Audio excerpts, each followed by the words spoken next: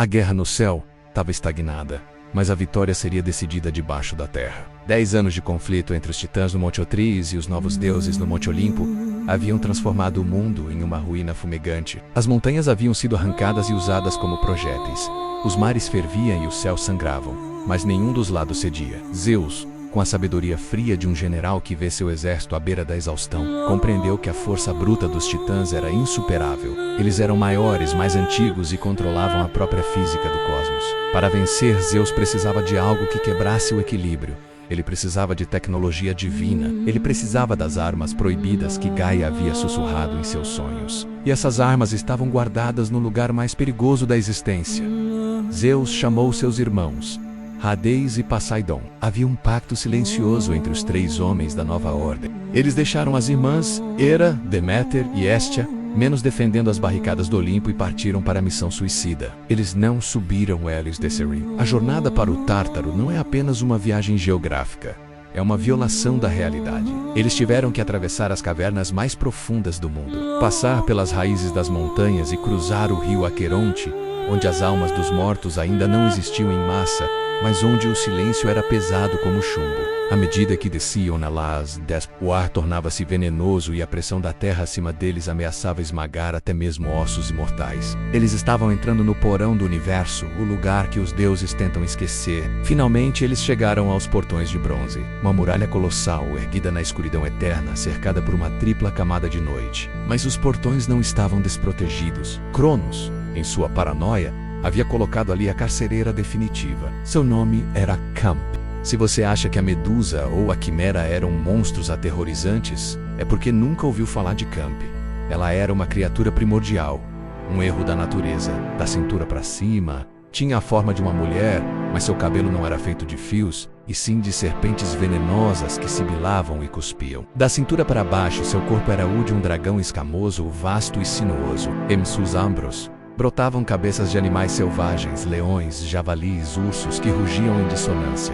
E para completar o pesadelo, sua cauda era um escorpião gigantesco que gotejava veneno capaz de fazer um deus dormir por um ano. Zeus, Hades e Poseidon pararam diante da besta. Eles estavam desarmados. Não tinham tridentes, não tinham elmos, não tinham raios. Eles tinham apenas seus punhos e sua astúcia. A batalha que se seguiu não foi uma luta heróica de canções. Foi um massacre brutal na escuridão.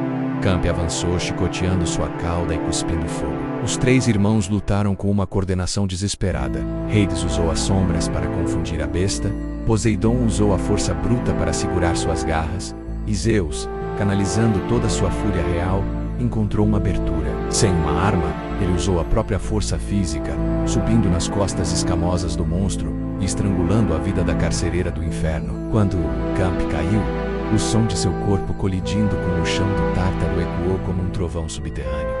A guardiã estava morta. O caminho estava livre. Zeus pegou as chaves pesadas que pendiam do cinto da besta morta e se aproximou dos portões de bronze. O ranger do metal enferrujado ao abrir foi o som da esperança renascendo. Dentro da prisão, acorrentados nas paredes vivas do abismo, estavam os tios esquecidos de Zeus. Primeiro, os 3 ciclopes, Brontes, Stéropes e Arges. Eles tinham apenas um olho no meio da testa, mas aquele olho brilhava com inteligência e gratidão. O hálado deles, ainda mais terríveis, estavam os 3 hecatonquírios, Couto, Briareu e Giges, amontoados de braços e cabeças, tremendo de ódio após eras de cativeiro. Eles esperavam tortura, mas encontraram libertação. Zeus oferece-lhes néctar e ambrosia, curando suas feridas antigas, e fez a proposta: juntem-se a mim. Usem sua força e sua arte contra o pai que os trancou aqui. Vinguem-se de Cronos, e eu lhes darei a liberdade e um lugar de honra no meu reino. Os ciclopes não eram guerreiros, eram ferreiros. Eram os maiores engenheiros que o universo já viu. Eles olharam para aqueles 3 jovens deuses e viram o potencial para a vitória. Nós não temos espadas, disse Arges, sua voz soando como pedras rolando. Mas nós podemos manipular a energia pura. Nós podemos forjar o que vocês precisam ali mesmo nas forjas do Tártaro, usando o calor do núcleo da Terra e o metal das almas. Os ciclopes começaram a trabalhar. O som dos martelos batendo nas bigornas infernais criou um ritmo de guerra. Eles estavam prestes a criar as 3 armas que definiriam o poder no Olimpo pelos próximos milênios. Para Hades, o irmão silencioso e estratégico, os ciclopes forjaram um objeto de terror sutil. Eles pegaram a essência da noite e a solidificaram. criaram o Elmo das Trevas, ou capa de Hades. Não era um capacete comum. Quem o colocasse tornava-se não apenas invisível aos olhos, mas indetectável a qualquer sentido. Era a invisibilidade perfeita. Com ele, Hades poderia andar entre os titãs, ouvir seus planos e cortar suas gargantas sem que eles jamais soubessem o que os atingiu. Era a arma do medo, do assassino invisível, o poder sobre o desconhecido. Hades colocou o elmo e desapareceu instantaneamente, tornando-se uma presença fria e aterrorizante na sala. Para Poseidon, o irmão impetuoso e forte, os Ciclopes queriam uma arma de impacto e controle de massa. Eles fundiram o metal adamantino com a força das placas tectônicas. Criaram o Tridente, uma lança de 3 pontas capaz de canalizar vibrações. Com ele, Poseidon não controlaria apenas a água. Ele se tornaria o abalador da terra. Ele poderia bater o cabo no chão e criar terremotos capazes de derrubar fortalezas.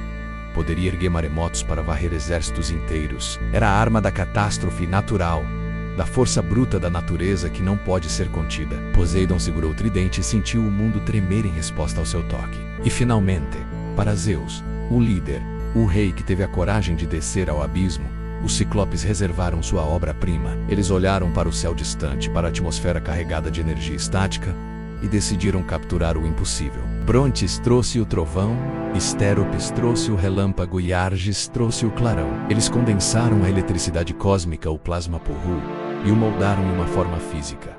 Eles criaram o raio mestre. Não era apenas uma lança de luz, era a arma de destruição em massa definitiva. O raio tinha o poder de desintegrar a matéria, de transformar titãs em cinzas, de iluminar o universo inteiro com um único disparo. Era a autoridade suprema, a justiça rápida e cegante. Quando Zeus segurou o raio pela primeira vez, a eletricidade percorreu seu braço e seus olhos brilharam com uma luz branca que dissipou as trevas do Tártaro por um instante. Ele não era mais apenas um rebelde, ele era o rei. Armados e acompanhados por um exército de gigantes de 100 braços e ciclopes geniais, os 3 irmãos começaram a longa subida de volta à superfície.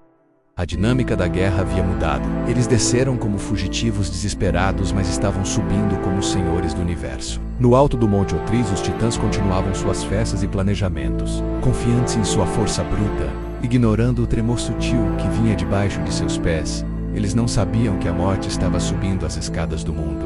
Eles não sabiam que a escuridão invisível, o terremoto avassalador e o fogo do céu estavam vindo para reivindicar o trono. A titanomaquia estava prestes a ter seu último e mais sangrento dia. O céu estava prestes a cair, e a terra estava prestes a se abrir.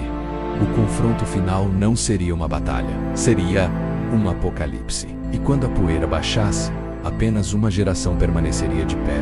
A era dos monstros havia acabado. A era dos olimpianos estava prestes a começar com um estrondo que ecoaria pela eternidade.